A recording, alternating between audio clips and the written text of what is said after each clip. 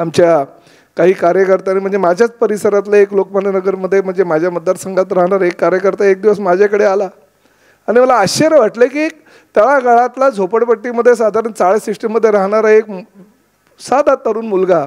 आणि साध्या तरुण मुलाला एस-टी महामंडळाबद्दल आणि एस-टीच्या 1948 पासूनच्या स्थापनेपासून किंबहुना एस-टी जेव्हा 1920 सालीसुद्धा छोट्या प्रमाणात चालू झाले इंग्रजांच्या काळामध्ये त्याची माहिती असलेला एक